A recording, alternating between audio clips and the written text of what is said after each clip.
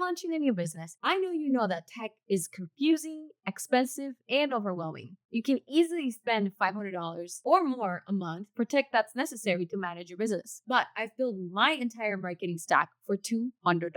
And I'm going to show you exactly how and which tools are free. In this video, I'm breaking down the essential tools solo founders need for their marketing stack, specifically software I use personally to run my business. I'll show you what's completely free, what I'm strategically paying for now, and why each platform earns a spot in my workflow. Think of me as your case study. I'm a creative professional bootstrapping my way up, and these tools keep me competitive without breaking the bank.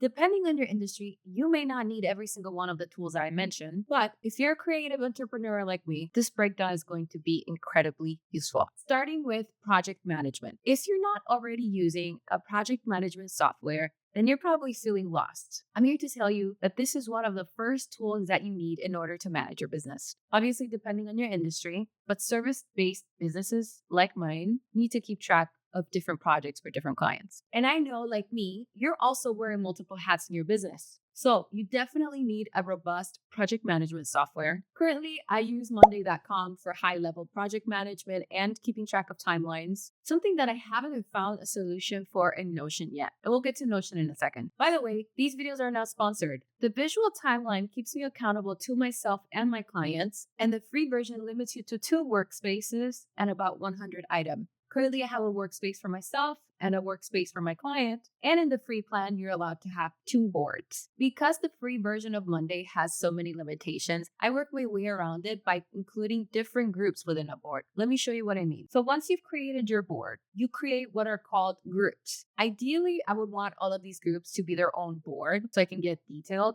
But because I'm doing this on a budget, I'm working around the limitations of the free plan. So as you can see, I have a group for financial goals, photo shoot, courses that I'm interested in taking, my VSO studio creative and marketing agency, the videos I'm recording for YouTube, collateral I'm planning for the future, and generic Mariella HQZ admin work. This is not a perfect system by any means, but it keeps everything centralized and visible. And most importantly, I can reference the dates so that I never fall behind. Now, Notion is where I take the deep dives. This is my content planning hub and my script writing workspace. The amazing thing about Notion and my favorite part of it is that it offers unlimited pages for free. And there also doesn't seem to be a limit in how many items within those pages you create. So when it comes to bigger picture plans, I rely on Notion so I can keep myself organized. The reason you need something like Notion beyond just Monday, because again, Monday has very limited free features, is that project management tools are great for tracking work. But Notion is actually where you get to do the thinking work because it offers unlimited pages for free. And I use it kind of like my second brain. Any idea that I have, no matter how random or how far into the future it is, it goes into my Notion. And for solo founders that are juggling content creation, client work, and business development,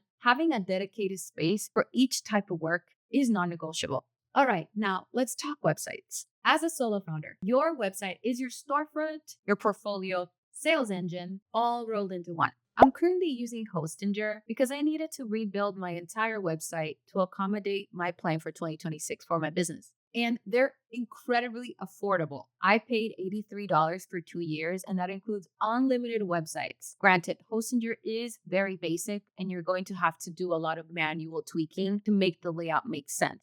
But my honest take is having used WordPress, Squarespace, even Canva to build websites, I ultimately prefer Wix. Currently, Wix is not in my budget, but I just finished building a client's website on Wix. Then the level of customization compared to Hostinger is night and day. So if you're looking for a website where you can customize how your website scrolls, if you're looking for more animations, in general, just more customization, you might as well just go for Wix. Because again, Hostinger is very limited. To create a portfolio, I literally had to create individual pages and manually link them together. Once I was done uploading my photos, I had to create a link at the bottom to go back to the landing page because Hostinger just is that limited. But on Wix, what's great about Wix is that they have different apps, one of which is a portfolio app. This portfolio app is separate from your website, and it's great because you can upload all your projects and then add a section to your website with the projects that are built separately.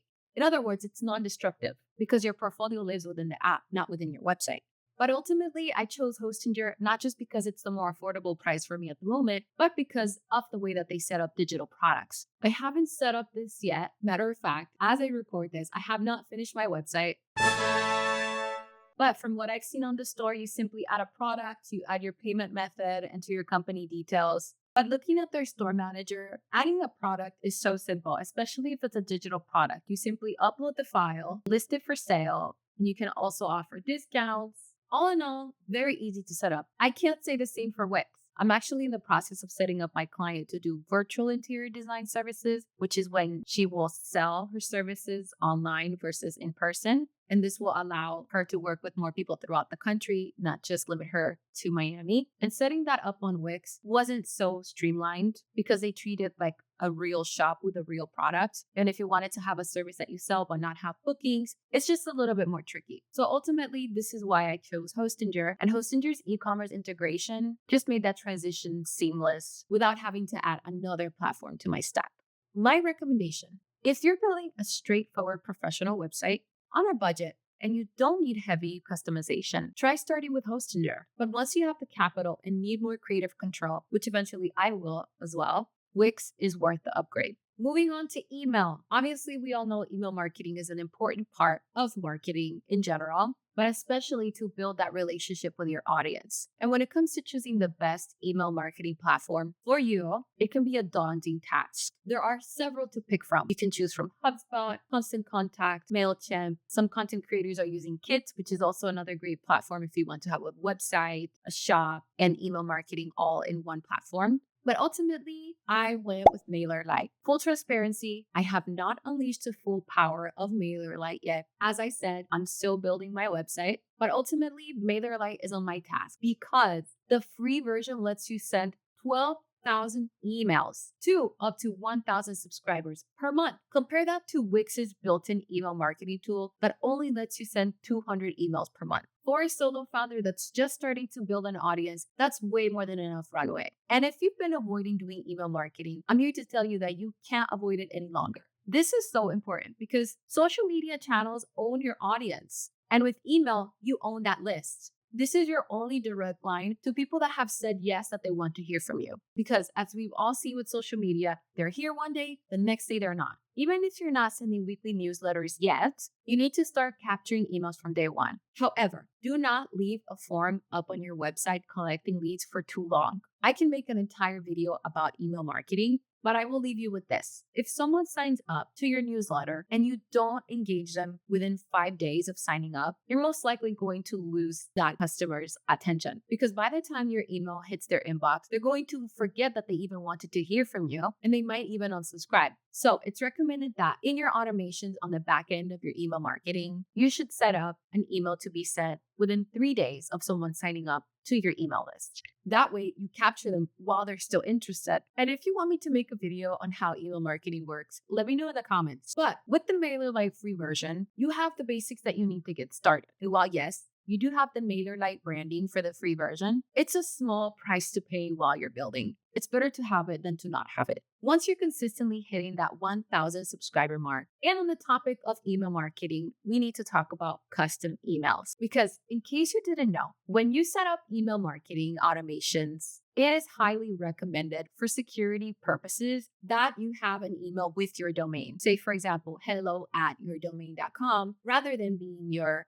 business name at gmail.com. The reason for this is that if you're sending emails from a Gmail domain, they're most likely going to end up in spam. But you have an email with your domain, you have higher chances of getting into the main inbox. But for the purposes of this video, I want to show you this tool that I found for me to get the cheapest possible email with a custom domain. I found Zoho Mail while searching for affordable options, and it's incredibly cheap, around $1 per month per user. I'm not kidding. Google Workspace already offers this, and you may have seen them advertising it on their platforms, and it starts about $6 a month. GoDaddy also has packages, although aside from hosting your website with GoDaddy, I wouldn't recommend you build your website or build your email marketing through there. And having an email with a custom domain is one of those invisible infrastructures that solo founders often overlook. Not only does it make a massive difference in how people perceive your business, but it also ensures that you don't end up with their spam once you start sending emails to them. Now, this is the part that I mentioned that if you are a creative professional like me, you probably already use some of these tools. Starting with Canva. Recently, I was working with a junior designer, and when I was preparing the proposal, she laughed and said, "Oh my gosh, I can't believe you use Canva. Most professionals don't like it." But I have nothing against Canva. But I'm not going to oversell it either. We all know what it's capable of, especially for solo founders that are running everything on their own. With Canva, you can create brand kits where you can keep all your fonts, all your colors in one place. I actually use Canva over Adobe products for everyday content because I can create branded social media graphics, presentations, YouTube thumbnails, and even video templates in a fraction of time. And the brand kit alone is worth the subscription. Anytime I need to reference my colors, I go directly there. Full transparency on the pricing. I currently use my best friend's account. I've actually never paid for Canva. I'm one of those lucky people that somehow ends up with HBO Max and Peacock and everything, but I don't pay for it. There's always a way to get it for free. But in this case, my best friend pays for the account and I use it. So if you're budget conscious like me, consider splitting the monthly cost with someone that also needs Canva. Now, Canva does have its limitations. I defer to Adobe when Canva can't handle what I produce. Complex video editing, advanced photo retouching, or vector work.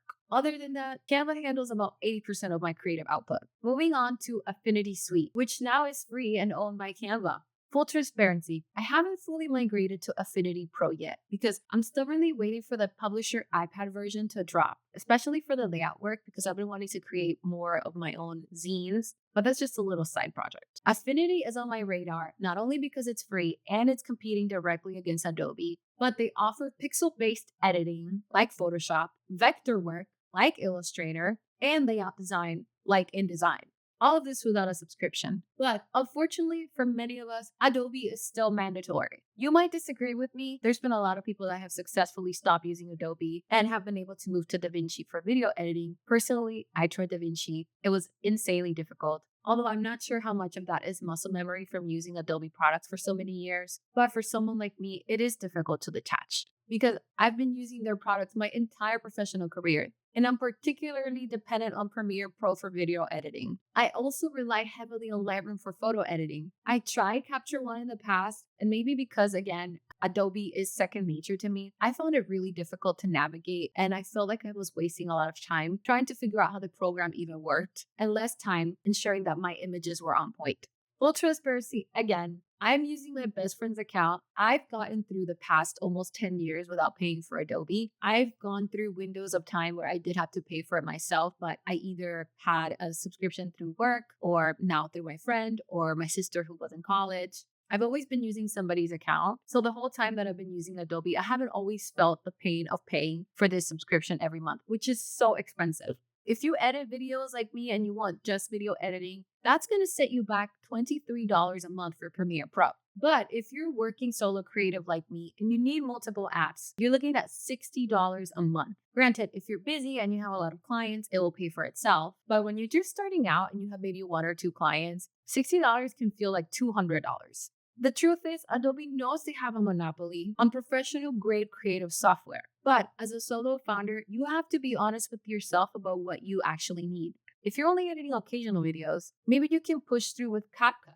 But if video or photography is core to your business, Adobe is absolutely worth the investment. Now, this last one isn't so sexy or fun, but it is absolutely crucial to your business. As a solo founder, you cannot afford to mess up on your finances. Every dollar counts. I currently use QuickBooks and it handles my invoicing, keeping track of my expenses and my mileage. Because as we all know, as a solo founder, your life is work and your work is life. So QuickBooks helps me separate when I go get a donut for myself or when I get a donut for a client. Currently, I pay $45 a month for this software, including TurboTax Live, which means that when tax season hits, I'm not scrambling to find a tax software or having to pay extra. Everything just directly flows from my books to my tax return. The entire stack, assuming you're paying for everything and not sharing accounts like me, comes in well under $200 a month. As a solo founder, your tools should work as hard as you do. Every platform on this list earned its place because it either saves me time, makes me money, or keeps my business running smoothly. Are there any tools that you're looking for that could solve a specific problem in your workflow?